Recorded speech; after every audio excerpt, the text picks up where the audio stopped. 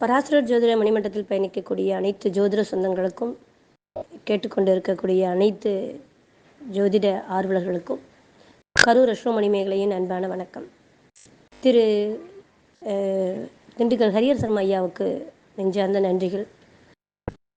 நாள்தோறும் கிழமைநாதனை பற்றி ஒரு விளக்கங்கள் கொடுப்பதில் அப்பாவுக்கு நிகர் அவர்தான்.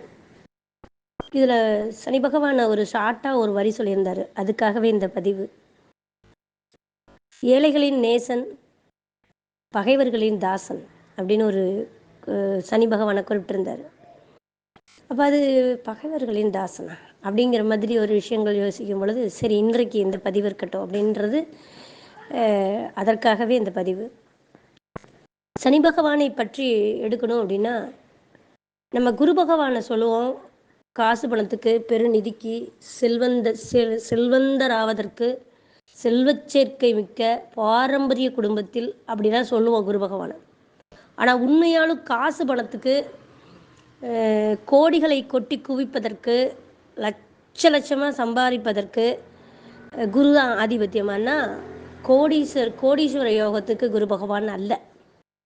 குரு பகவானை பொறுத்தவரை அவர் ஒரு இடத்த பார்க்குறாரு அப்படின்னா அந்த இடம் வளரும்.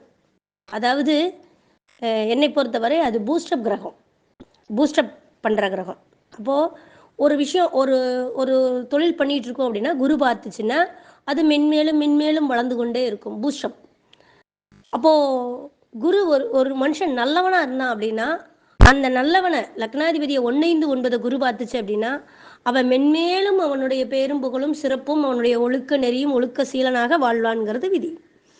அப்போது பூஸ்டப் பண்ணுது. அப்போது ஒரு கடன் பாவத்தை அது பார்த்ததுன்னா கடனை வளர்த்துமா, காம பாவத்தை அது பார்த்தா காமத்தை வளர்த்துமா? ஆமாம், எல்லாமே அதுதான். காமராசியில் புனர்புஷமே இருக்குது. அப்போது குரு எந்த பாவத்தை பார்க்கிறதோ அந்த பாவம் வளரும். அவ்வளோதான் அதில் இருக்கிற கான்செப்ட்.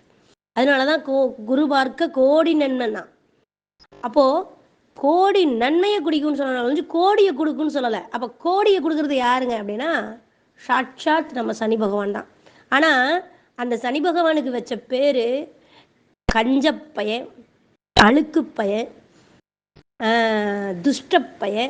பார்த்தா அந்த இடம் பற்றிக்கிட்டு எரியும், பார்க்குற இடம் பகையாகும், அடிமை, பரம அடிமை அப்படிங்கிறதெல்லாம் ஒரு நாகரிகம் இல்லாத அப்படிங்கிறதெல்லாம் சனி பகவானா சித்தீகரிக்கப்பட்டு நம்ம வார்த்தைகளில் அதிகமாக யூஸ் பண்ணக்கூடிய விஷயங்கள் இதுதான்.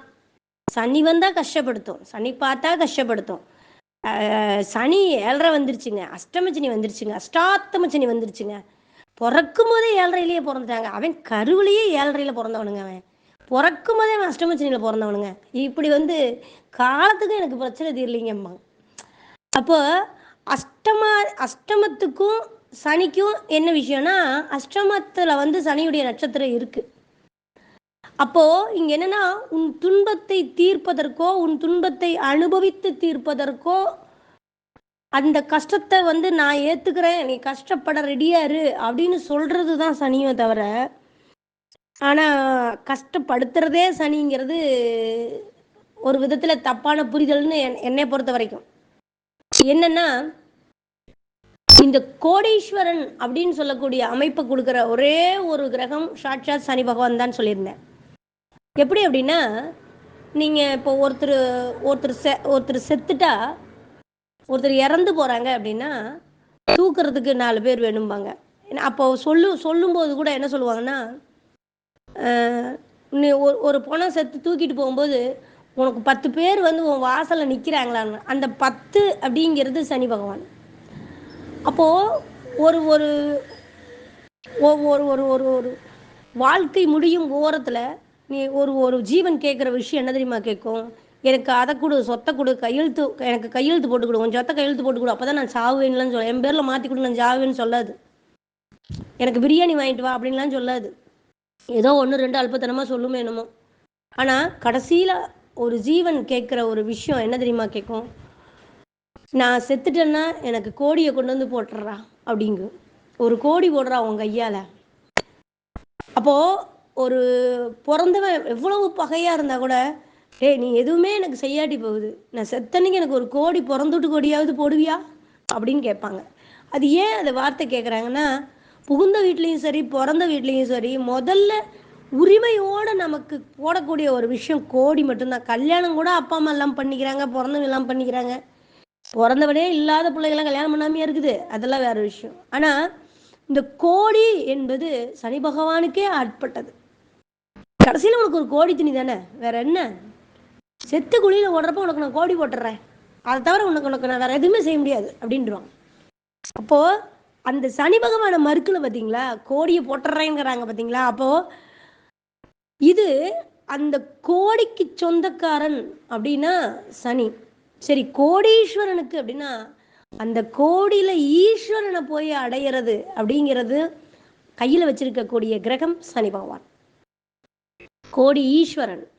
அது மட்டுமல்ல, சரி அப்ப பணத்துக்கு இதுதான் லாஜிக்கா அப்படின்னா அல்ல. நீங்க பெரிய தொழிலதிபர்கள், தொழில்ண்டா சனிங்க. தொழில் அதிபர் அப்படின்னா ஒரு 10 பேர் 100 பேர் 1000 பேரை வச்சு கான்ட்ராக்ட் அடிப்படையிலேயோ தொழில் கொடுக்குறையோ கம்பெனி அடிப்படையிலையோ ஒப்பந்த அடிப்படையிலையோ அல்லது ஒரு லேபர்ஸுக்கு உண்டான விஷயங்களை வச்சு ஒரு யூனியன் அப்படிங்கிறது எல்லாமே நீங்கள் பார்த்தீங்கன்னா எல்லாம் சனி பகவான் தான்.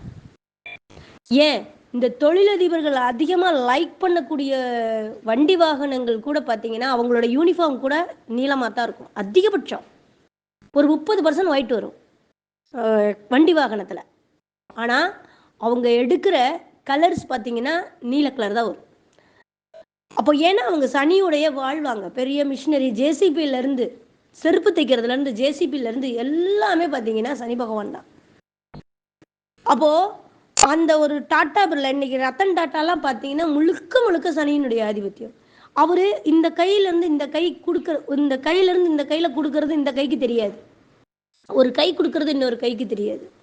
அம்பானியுடைய சொத்து மதிப்பு இவ்வளவு மில்லியன் அப்படின்னா அந்த மில்லியன் அவர் தானமாக கொடுத்துட்ருக்காரு. அப்போ அவருக்கு லாபம் எவ்வளோ வரும்?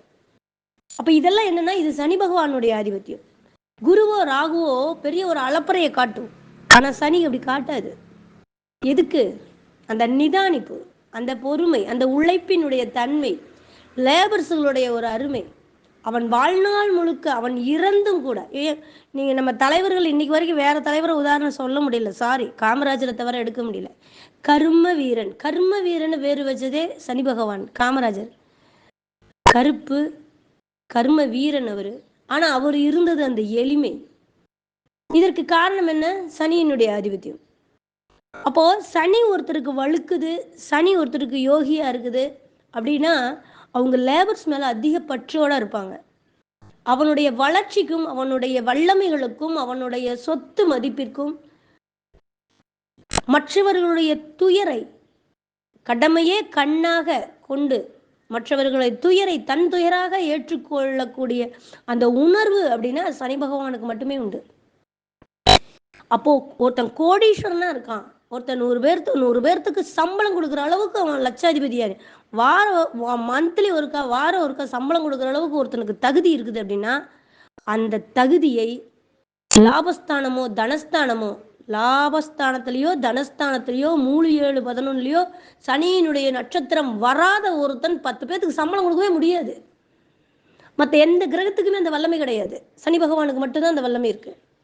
அப்போ இவ்வளவு பெரிய ஒரு காசு பணத்தை, ஒரு கௌரவத்தை, ஒரு முதலாளித்துவத்தை, மற்றவருடைய உணர்வுகளை, மற்றவர்களுடைய கருமத்தை, ஐயா நம்ம பிள்ளைக்கு ஃபீஸ் கட்டணுங்க, எனக்கு பணம் இல்லைங்க அப்படின்னா சரி நான் ஒரு 20 ரூபா தர்றேன், சம்பளத்தில் பிடிச்சிக்கலாம், ஒன்றும் பிரச்சனை இல்லை, பார்த்துக்கலாம் அப்படின்னு அந்த பணம் கேட்ட உடனே அந்த குடும்பத்தில் அவனுடைய கஷ்டத்தை, அந்த கருமாவை தீர்த்து வைக்கக்கூடிய வல்லமையை அந்த ஓனருக்கு கொடுத்துருக்குது அப்படின்னா அது குரு இருக்கிறவனுக்கு உணர முடியாது, சூரியன் இருக்கிறவன் உணர மாட்டான். ஆனால் சனி இருக்கிறவன் உணர்வான். சனி பலமாக 3 7 11 சனியினுடைய நட்சத்திரங்கள், 2 6 10 சனியினுடைய சனி பகவானுடைய அந்த கிரகம் இருப்பு, 11ஆம் இடத்தை 2ஆம் இடத்தினுடைய காம்பினேஷன் சனி பகவானுக்கு இருக்கு அப்படின்னா மட்டும்தான் அவங்கனால மட்டும்தான் அந்த இடத்தை ஃபுல்லப் பண்ண முடியும். மற்றவர்களுடைய பொருளாதாரத்தை, மற்றவருடைய கருமத்தை உடைக்கக்கூடிய பவர் பணத்தாலையும் மனத்தாலையும் ஒருத்தனால உணர்வாலையும் முடியும் அப்படின்னா அது சனி பகவான் இந்த இடங்களை ஆக்கிரமித்திருந்தால் மட்டும்தான் முடியும்.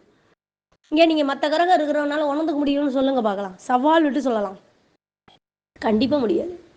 அப்போ உண்மையிலேயே கோடி என்பது என்ன?